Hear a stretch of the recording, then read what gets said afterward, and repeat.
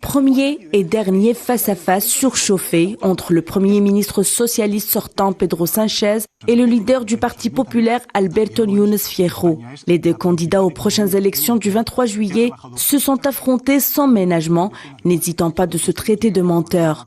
En manque de confiance et ridiculisé, Pedro Sánchez s'est tout simplement fait laminer lors d'un débat télévisé en direct à la télévision publique espagnole par son adversaire qui a dénoncé ses incohérences au pouvoir. N'étant pas en mesure de suivre toutes ces accusations, en particulier celles liées à son revirement dans le dossier du Sahara occidental, une position que Núñez s'engage à corriger s'il remporte les élections du 23 juillet. Nous devons revenir à une politique d'équilibre entre l'Algérie, le peuple sahraoui, le Maroc et l'Espagne. C'est la politique étrangère que nous avons toujours adoptée, avant que vous ne la changiez. Vous ne pouvez pas changer la position envers le Sahara occidental sans consulter le peuple espagnol. Votre politique internationale est incompréhensible et contradictoire. Pourquoi vous avez changé les relations stratégiques de l'Espagne avec le Sahara occidental? Pourquoi et qui a envoyé cette fameuse lettre? Monsieur Sánchez.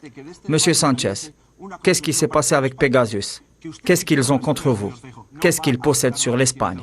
Aujourd'hui, le juge a classé la question en raison de l'absence de votre collaboration.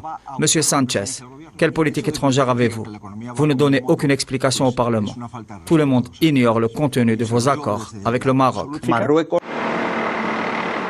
Pour rappel, le revirement de Madrid a été qualifié par la classe politique comme erreur monumentale. Avec la suppression du traité d'amitié par Alger avec l'Espagne, les critiques ont redoublé de férocité. Cette décision avait provoqué la foudre sur Pedro Sánchez, une avalanche qualificative qui a failli lui valoir la palme d'or de l'homme à la pire critique. Dans les sondages, le conservateur Alberto Núñez Feijóo est donné favori, mais il aura besoin pour gouverner du soutien de l'ultra-droite. Cet unique débat télévisé de la campagne électorale espagnole a déjà montré la couleur des prochaines élections.